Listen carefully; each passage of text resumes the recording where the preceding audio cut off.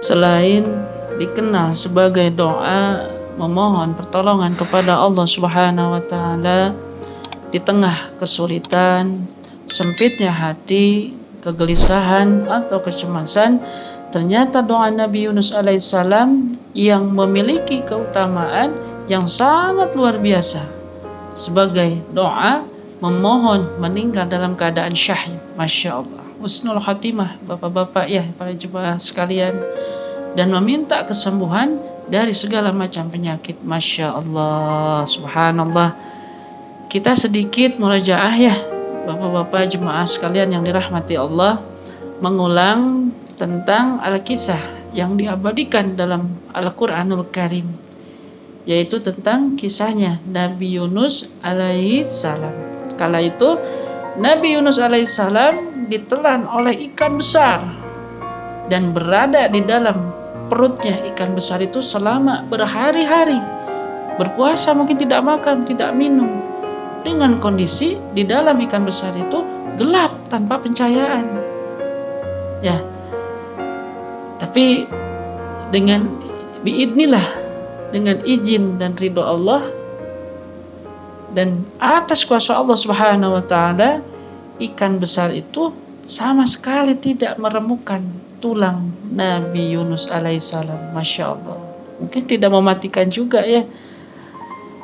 Jadi ketika itu Nabi Yunus alaihissalam ketika di dalam perut ikan besar itu, Nabi Yunus alaihissalam bertasbih, bapak-bapak jemaah sekalian yang dirahmati Allah, beristighfar, memohon ampun kepada Allah, bertahlil dan berdoa kepada Allah Subhanahu wa taala. Lalu Allah dengan segala rahmat kasih sayangnya, dengan segala magfirah, segala ampunannya, Allah Subhanahu wa taala mengampuni Nabi Yunus alaihissalam dan membiarkannya keluar dari perut ikan besar tersebut. Itu dengan segala rahmat yang Allah kasih, itu dengan segala kasih sayangnya Allah kepada Nabi Yunus alaihissalam.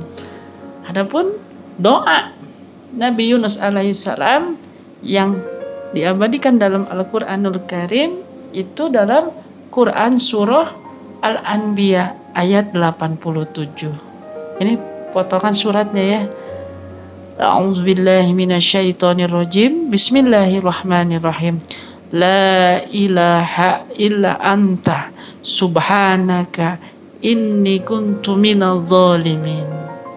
La ilaha illa anta, tidak ada Tuhan selain Engkau ya Allah. Subhanaka, maha suci Engkau ya Allah.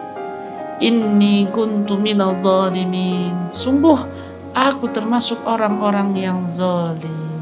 Quran surah Al-Anbiya 8 ayat 87. Masya Allah, subhanallah, alhamdulillah, wa la ilaha illallah, wallahu akbar. Dan ini pun ada dari hadis riwayat Imam Hakim. Baginda Nabi Muhammad SAW bersabda, barang siapa yang berdoa dengannya kepada orang yang sakit sebanyak 40 kali, maka jika ia mati dalam keadaan membawa pahala mati syahid. Masya Allah ya bapak-bapak jemaah yang sekalian yang Allah rahmati, mungkin bapak-bapak ingin mati syahid ya tanpa berperang gitu kan. Itulah akbar, itu memerangi hawa nafsu kita sendiri. Mudah-mudahan kita dalam keadaan nanti di akhir hayat kita dalam keadaan husnul khotimah, yang selalu berdoa la ilaha illa anta subhanaka inni kuntu minadh dhalimin kepada Allah Subhanahu wa taala. Amin ya Allah ya rabbal alamin. Terus dilanjutkan ya yang tadi dari hadis riwayat Imam Hakim itu, dan jika sembuh maka sembuh dalam keadaan dosanya terampuni.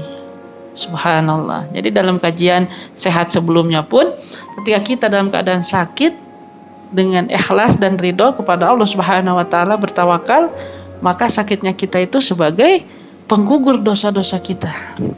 Ya, dosa besar maupun dosa kecil kita, dosa yang disengaja maupun dosa yang tidak disengaja, dosa yang samar maupun dosa yang nyata. Masya Allah, itulah dosa-dosa kita gugur tuh sebagai kafarah atau kifarat penebus dosa kita. Masya Allah, Allah sayang kita, dengan Allah menurunkan rahmatnya, dan Allah pun memberikan penyakit kepada kita untuk membersihkan. Saking sayangnya Allah, ya Masya Allah. Jadi kita jangan bersuuzon kepada Allah, ya subhanallah. Kita selalu berhusnuzon, ya, kepada Allah Subhanahu wa taala sebagai pencipta dari segalanya. Masya Allah. Dan ada hadis lagi nih, bapak-bapak jemaah yang dirahmati Allah. Hadis riwayat Tirmizi. Baginda Nabi Muhammad SAW bersabda, sesungguhnya tidaklah seorang muslim berdoa dengannya dalam suatu masalah melainkan Allah kabulkan baginya. Jadi maksudnya ketika kita dalam kesempitan hati, kesulitan dunia, ya, kita sebelum berdoa itu berzikir atau memohon kepada Allah tuh dengan tadi doa Nabi Yunus alaihissalam, la ilaha illa anta subhanaka inni kuntu minal zalimin. Jadi kita mengakui bahwasanya kita tuh makhluk yang zalim.